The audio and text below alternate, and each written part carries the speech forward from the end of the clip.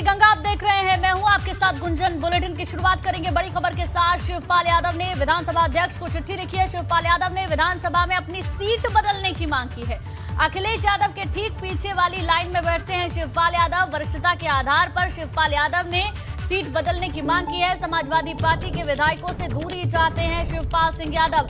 लगातार शिवपाल सिंह यादव की अखिलेश यादव से नाराजगी सामने आ रही है और ऐसे में उन्होंने विधानसभा अध्यक्ष को भी एक चिट्ठी लिख दी है और उस चिट्ठी में लिखा गया है कि विधानसभा में उनकी सीट बदली जाए। आपको बता दें, मौजूदा वक्त में शिवपाल सिंह यादव अखिलेश यादव के पीछे वाली सीट पर बैठते हैं। शैलेश हमारे संवाददाता ज्यादा जानकारी के साथ जुड़ गए हैं। शैलेश, बहुत पहले से नाराजगी शिवपाल की खुले तौर पर सामने आ रही है, लेकिन अब वो आसपास भी शिवपाल सिंह माफ कीजिएगा अखिलेश यादव के बैठना नहीं चाहते हैं।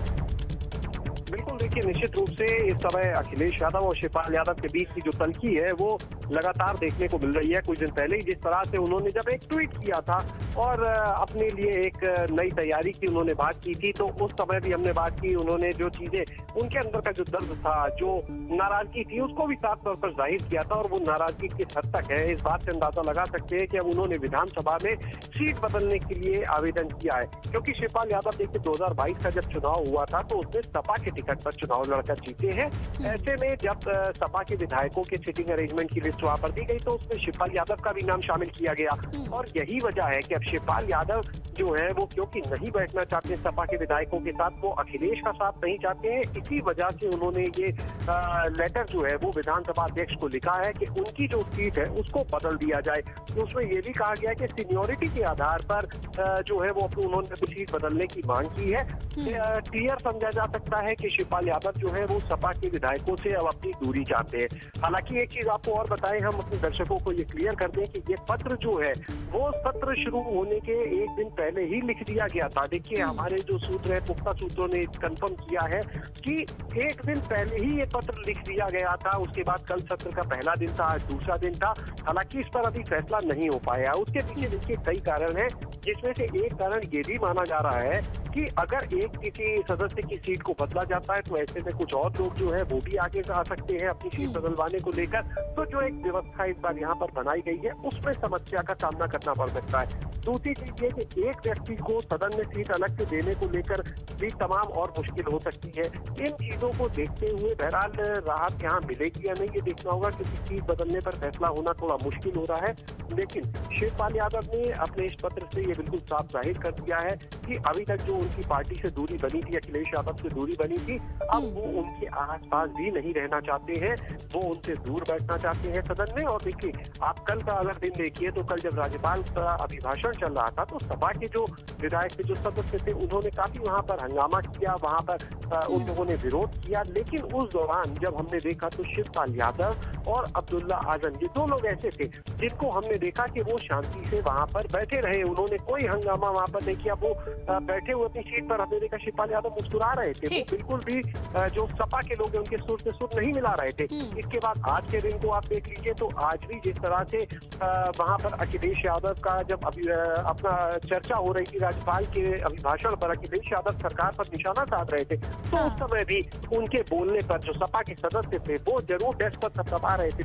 बिल्कुल बिल्कुल शैलेश, ये कहना गलत नहीं होगा कि विधानसभा के अंदर भी सपा में जो टूट हुई है 22 के चुनावों के बाद वो साफ तौर पर देखने को मिली और ये पत्र और इस टूट को साफ कर देता है, क्योंकि शिवपाल यादव सपा के जो विधायक हैं उनसे दूरी बनाना चाहते हैं। शुक्रिया आपका जानकारी के लिए।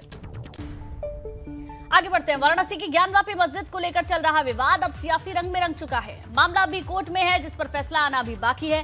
इस बीच ऑल इंडिया IMIM के प्रमुख असदुद्दीन ओवैसी ने मुसलमानों को लेकर बड़ा दावा किया है। ओवैसी ने अपने फेसबुक पोस्ट में इतिहास और मुगलकार को लेकर बड़ा दावा किया है। ओवैसी ने अपने पोस्ट में कहा कि भारत के मुसलमानों का मुगलों से कोई रिश्ता नहीं है। ओवैसी ने यह सवाल किया कि मुगलों का भारत के मुसलमानों से कोई रिश्ता नहीं है, लेकिन ये बताओ कि मुगल बादशाहों की बीवियां कौन थी। ओवैसी के इस पोस्ट से बड़ा विवाद खड़ा हो सकता है। आगे बढ़ते हैं। ओवैसी के ट्वीट पर अल्पसंख्यक कल्याण राज्य मंत्री दानिश आजाद अंसारी का कहना है कि ओवैसी भी अब ट्विटर वाले नेता बनते जा रहे हैं। ऐसे कमेंट से सबको बचना चाहिए। ये आज का भारत है, आज का युग है जो तरक्की की बात पसंद करता है। अल्पसंख्यक कल्याण राज्य मंत्री दानिश आजाद हमारे साथ हैं। दानिश जी, ओवैसी ने फिर एक ट्वीट किया है। उन्होंने कहा है कि मुगलों से भारत के मुसलमानों का कोई रिश्ता नहीं, लेकिन ये बताओ कि मुगल बादशाहों की बीवियां कौन थी? क्या प्रतिक्रिया? देखिए, वो भी अब ट्विटर वाले नेता बनते जा रहे हैं और ग्राउंड लेवल पे यथार्थ से वो भी दूर जा रहे हैं। और निश्चित तौर पे ऐसी चीज़ों से, ऐसे कमेंट से सबको बचना चाहिए। ये आज का भारत है, ये आज का युग है जो तरक्की की, विकास की बात पसंद करता है। हम देश को उन्नति की ओर ले जाने के लिए काम कर रहे हैं, हमको समाज को तरक्की देने के दिशा में काम कर रहे हैं। और निश्चित तौर पे हम अपने समाज के साथ मिलकर, अपने आम जनमानस के आशीर्वाद से अपने सफलता को, अपने लक्ष्य को पाएंगे और आम जनमानस की सेवा करेंगे। और ऐसे भटकाऊ भाषण से अब आम जनमानस को कोई सरोकार नहीं है। जनता जानती है कि कौन उनके साथ है, इसीलिए जनता ने हमें आशीर्वाद देकर सरकार में कार्य करने का अवसर दिया। और जनता ये भी जानती है कि कौन उनके खिलाफ काम करते थे, इसलिए जनता ने उन्हें सत्ता का बाहर का रास्ता दिखाया। दानिश आज़ाद का कहना है कि प्रदेश के विकास के लिए बात हो रही है और ऐसे विवादित ट्वीट को या विवादित भाषण को बहुत ज़्यादा तवज्जो नहीं देनी चाहिए। कैमरा सहयोगी जितेंद्र के साथ विवेक त्रिपाठी, एबीपी गंगा, लखनऊ। इधर केंद्रीय मंत्री गिरिराज सिंह ने ओवैसी पर निशाना साधते हुए कहा कि ओवैसी देश की सामाजिक समरसता बिगाड़ने की कोशिश कर रहे हैं। ओवैसी भारत के सामाजिक समरसता को छिन्न भिन्न करना चाह रहे हैं, तोड़ना चाह रहे हैं। ये बयान नहीं है, बल्कि गाली दे रहे हैं भारत के सनातन को। मैं कहूंगा कि ये ओवैसी वही हैं जो पूरा परिवार जहर उगलते हैं भारत के सनातन पर, भारत के हिंदुओं पर। ये ओवैसी अगर 1947 के पहले होते, ये सुपर जिन्ना होते, और आज के भी ये सुपर जिन्ना बनने की कोशिश कर रहे हैं। ओवैसी के ट्वीट पर कांग्रेस एमएलसी दीपक सिंह का कहना है कि ओवैसी जो ट्वीट करते हैं उन्हें बीजेपी लिख कर देती है। ओवैसी जी के बयान में और भारतीय जनता पार्टी के बयान में बड़ी समानता होती है। मेरा सवाल ओवैसी जी से है कि ओवैसी जी को ये बयान प्रेरित कहां से हुआ? ये बयान भारतीय जनता पार्टी के दफ्तर से लिख के आते हैं या उनके खुद के होते हैं? मेरा खुद उनसे सवाल है। भारतीय जनता पार्टी और ओवैसी एक सिक्के के दो पहलू हैं। जो मुद्दे, असल मुद्दे उत्तर प्रदेश के हों या हिंदुस्तान के हों, चाहे महंगाई का मुद्दा हो, भ्रष्टाचार का मुद्दा हो, जब उससे ध्यान भटकाना होता है तो भारतीय जनता पार्टी को ओवैसी याद आता है। यूपी में राज्यसभा की 11 सीटों पर हो रहे चुनाव को लेकर आज से नामांकन की प्रक्रिया शुरू हो गई है। उत्तर प्रदेश में राज्यसभा की 31 सीटें हैं, जिनमें से 11 सीटें खाली हो रही हैं। आज से नामांकन शुरू हो चुका है, जो 31 मई तक जारी रहेगा। 1 जून को नामांकन पत्रों की जांच होगी, जबकि 3 जून तक नाम वापस लिए जा सकेंगे और 10 जून को सुबह 9 बजे से शाम 4 बजे तक राज्यसभा चुनाव के लिए वोटिंग होनी है।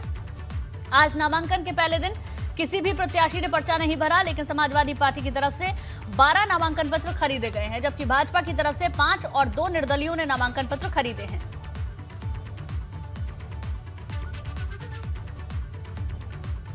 तो आपको बता दें, 3 जून को नामांकन वापसी का आखिरी दिन है। 1 जून तक नामांकन किए जा सकेंगे और 10 जून को राज्यसभा का चुनाव होगा। विधानसभा में 125 सदस्यों वाले समाजवादी गठबंधन ने भी राज्यसभा के लिए अपनी रणनीति बनानी शुरू कर दी है। सपा ने सियासी गुणाभाग और जातिगत समीकरण को देखते हुए राज्यसभा के लिए अपने संभावित उम्मीदवारों के नामों पर मंथन शुरू कर दिया है। विधानसभा में सपा गठबंधन की संख्या को देखते हुए राज्यसभा की 3 सीटों पर जीत तय है, लेकिन पार्टी की तरफ से राज्यसभा के लिए दावेदार भी कई हैं। लेकिन तमाम नामों में से जिन 4 नामों की सबसे ज्यादा चर्चा है, वो है सपा अध्यक्ष की पत्नी डिंपल यादव, पार्टी के राष्ट्रीय उपाध्यक्ष किरणमयी नंदा, इसके अलावा सपा गठबंधन की सहयोगी आरएलडी के अध्यक्ष जयंत चौधरी और पिछली बार सपा के समर्थन से राज्यसभा पहुंचे कांग्रेस नेता कपिल सिब्बल। इन चारों नामों के अलावा भी राज्यसभा भेजने के लिए कई और नामों पर सपा में मंथन जारी है, लेकिन फिलहाल ये 4 नाम सबसे आगे चल रहे हैं।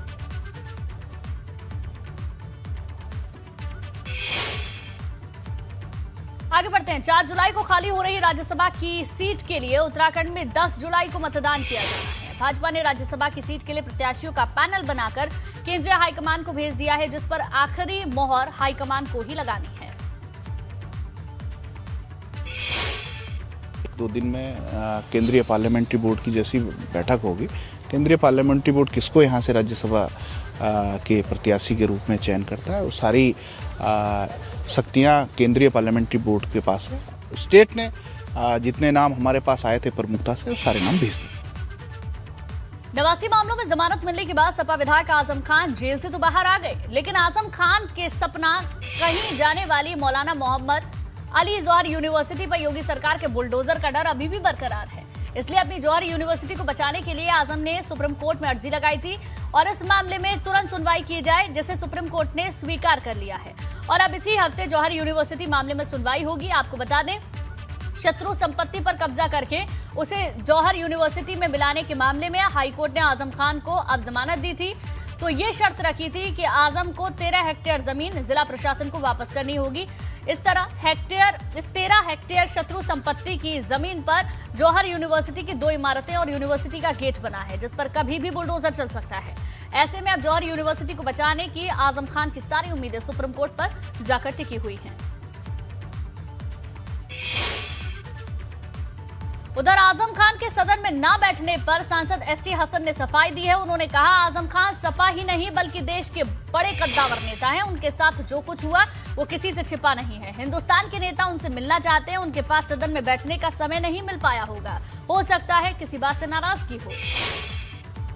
आजम खान साहब समाजवादी पार्टी के ही नहीं बल्कि देश के बहुत बड़े कद्दावर नेता हैं और जो कुछ भी पिछले दिनों उनके साथ हुआ है वो किसी से छुपा हुआ नहीं है। उसके अलावा उनके ऊपर जितने मुकदमे हैं वो भी एक लीगल बर्डन उनके ऊपर बहुत ज़बरदस्त है। उन सब को सुलझाने के लिए और पूरे हिंदुस्तान से तमाम नेता लोग उनसे मिलना चाहते हैं, तो उनके पास इतना टाइम नहीं मिल पाया होगा कि वो सदन में बैठे। देखिए, उनका बड़ापन है कि उन्होंने अपना सा कार्यकर्ता बता दिया। देश ही नहीं दुनिया जानती है वो कितने बड़े नेता हैं और कितने बड़े कार्यकर्ता हैं। हो सकता है किसी बात से नाराज़गी हो, लेकिन जहां सब लोग होते हैं घर के अंदर भी एक दूसरे से मनमुटाव हो जाता है। ज्ञानवापी विवाद अब एक और याचिका अब सिविल कोर्ट में इस मामले को लेकर डाली गई है। विश्व वैदिक सनातन संघ की तरफ से याचिका दाखिल की गई है। सिविल कोर्ट से मांग की गई है कि भगवान विश्वेश्वर की जगह हिंदुओं को पूजा के लिए इजाजत मिले। याचिका भगवान आदि विश्वेश्वर विराजमान के बाद मित्र की हैसियत से डाली गई है। आपको बता दें, सिविल जज सीनियर डिवीजन रवि दिवाकर ने याचिका स्वीकार की है और अब इस मामले पर कल दोपहर 2 बजे के बाद सुनवाई होगी।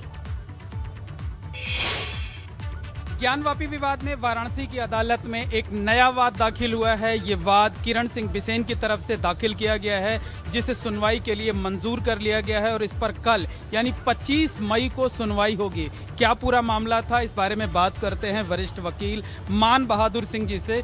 सर, ये वाद किसकी तरफ से दाखिल किया गया था, क्या प्रेयर इसमें की गई?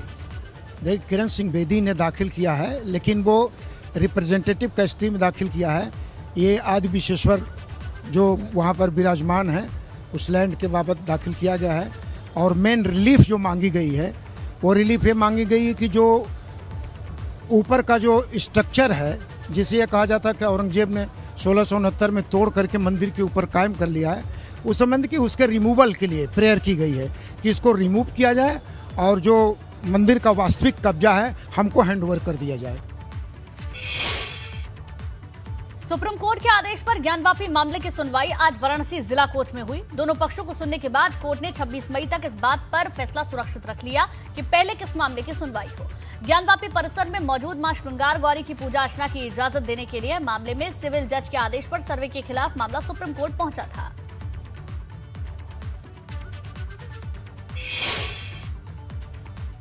थी, हम लोग बातचीत करने में थोड़ा सा पीछे रह गए, तो क्या रहा? देखिए, कोर्ट ने 26 तारीख को लगाया है, पोषणीयता पे सुनवाई होगी। उसको पोषणीयता कह लीजिए, 7/11 कह लीजिए, प्लेसेस ऑफ वर्शिप एक्ट कह लीजिए, मेंटेनेबिलिटी कह लीजिए, उसी इशू पे 26 तारीख को सुनवाई होगी। जो कमीशन की रिपोर्ट है उस पर कोर्ट ने कहा है दोनों पक्षों को अपना ऑब्जेक्शन फाइल करें 1 हफ्ते के अंदर, और जो वीडियोग्राफी फोटोग्राफी फाइल हुई है उसमें उसकी भी कॉपी प्रोवाइड की जाए। सर पहले 7/11 पे सुनवाई होगी ना? जी, 7/11 पे पहले 7, और फिर ऑब्जेक्शन जो आप लोगों की मांग थी उसमें इसी 26 से पहले ही ऑब्जेक्शन फाइल। अब देखिए, ऑब्जेक्शन का कोर्ट ने 1 हफ्ते का समय दिया है। अब ये बोलना भी मुश्किल है कि इसकी सुनवाई कितने दिन चलेगी, तब तक ऑब्जेक्शन आ जाएगा कि नहीं आ जाएगा। आप लोगों को कितना बल मिलेगा इस पूरी सुनवाई का? हमारा केस मेरिट्स पे बहुत स्ट्रांग है। अगर 7-11 पे सिर्फ हमारा प्लेन का एनवायरनमेंट भी पढ़ा जाएगा, अगर हमारे साथ प्लेन का एनवायरनमेंट भी पढ़ा जाएगा, तब भी हमारा केस 7-11 पे मेंटेनेबल है। 7-11 के लिए तिथि निश्चित कर दी गई है। 26/5 को 7-11 पे बहस शुरू हो जाएगी। जो फोटोग्राफी और वीडियोग्राफी के लिए माननीय हरिशंकर जैन साहब द्वारा दलील दी गई थी कि उसको अवेल करा दिया जाए, उसके अनुसार हम अपने आर्गूमेंट्स रखेंगे 7-11 के ऊपर। तो न्यायालय आज डिटेल्ड ऑर्डर दे देगा, जिसके चलते सभी पार्टीज को फोटोग्राफी और वीडियोग्राफी जो चिप में है वो अवेल करा दी जाएगी। तो अब जो 26 की तैयारी कैसी? 26 की सर हमारी तैयारी तो कल से थी, हम कल भी तैयार थे, हम आज भी तैयार हैं, हम आगे भी तैयार हैं। जैसे आर्गूमेंट होगी, जब न्यायालय कहेगा हम आर्ग्यू करेंगे। नोएडा के थाना 113 पुलिस टीम ने एक ऐसे गैंग का पर्दाफाश किया है जो देश विदेश में नौकरी दिलाने के बहाने युवकों को ठगी का शिकार बनाते थे। पूरा गैंग दिल्ली के मयूर विहार में एक कॉल सेंटर चला रहा था, जिसका पुलिस ने भंडाफोड़ किया है। पुलिस ने इनके पास से 7 लैपटॉप, 17 मोबाइल, एक स्कॉर्पियो सहित 6,74,000 कैश बरामद किया है।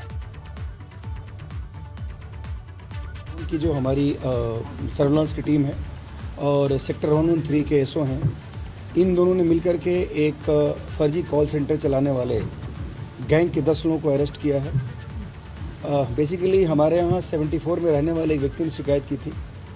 उनका ये कहना था कि विदेश में नौकरी दिलाने के नाम पर 20 लाख रुपए उनसे ले लिए गए थे डिफरेंट अकाउंट्स में, और उसके बाद जब इन्होंने चेंज करना शुरू किया तो बाद में ये सारे मोबाइल नंबर जिससे कांटेक्ट में वो थे, वो सारे मोबाइल स्विच ऑफ हो गए।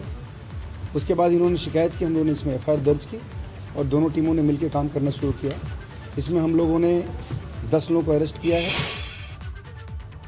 यूपी में अवैध कब्जे और माफियाओं के खिलाफ पीले पंजे की कार्रवाई जारी है और इसी कड़ी में आज भी कई जिलों में बाबा का बुलडोजर गरजा। 6 तस्वीरें इस वक्त आपकी टेलीविजन स्क्रीन पर। पहली तस्वीर गोंडा की है, जहां नगर क्षेत्र में अवैध कब्जे के खिलाफ कार्रवाई हुई। दूसरी तस्वीर हमीरपुर की, यहां दुकानों के बाहर अवैध अतिक्रमण पर प्रशासन ने बुलडोजर चलाकर कार्रवाई की है। तीसरी तस्वीर आप गाजीपुर की देखेंगे, यहां रेवतीपुर ब्लॉक में 17 अवैध कब्जेदारों से जमीन को मुक्त कराया गया। तो वहीं फिरोजाबाद, झांसी, सीतापुर में बुलडोजर चलाकर कार्रवाई की गई। देखिए 6 अलग अलग जगह की तस्वीरें हम आपको दिखा रहे हैं जहां अवैध कब्जे पर कार्रवाई की गई है। वहीं ग्रेटर नोएडा के चप्पल में यमुना अथॉरिटी ने बड़ी कार्रवाई की है, जहां 2 लाख वर्ग मीटर पर बुलडोजर चलाकर करीब 100 करोड़ की जमीन कब्जा मुक्त कराई गई। जमीन पर कब्जा कर रेस्तरा बार बनाया गया था। यमुना अथॉरिटी की नोटिफाइड जमीन पर बनाया था। आपको बता दें, कार्रवाई के दौरान यमुना अथॉरिटी के ओएसडी, एसडीएम, तहसीलदार और पुलिस के अधिकारी भी इस दौरान मौजूद रहे।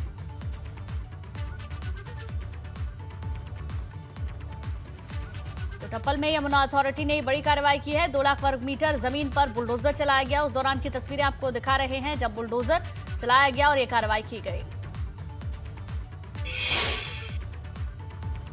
ग्रेटर नोएडा में हुए जमीन घोटाले में एबीपी गंगा पर एक और बड़ा खुलासा हुआ है। उत्तराखंड की नौकरशाही के बाद राजनीतिक कनेक्शन भी सामने आया है। उत्तराखंड के पूर्व सीएम विजय बहुगुणा के समधी की फर्म ने फर्जीवाड़ा किया है। त्रिदेव रिटेल प्राइवेट लिमिटेड के नाम चिठेरा में 90 बीघा जमीन खरीदी गई। त्रिदेव रिटेल प्राइवेट लिमिटेड के डायरेक्टर हैं साधना राम और अनिल राम। आपको बता दें, साकेत बहुगुणा के सास ससुर हैं साधना राम और अनिल राम।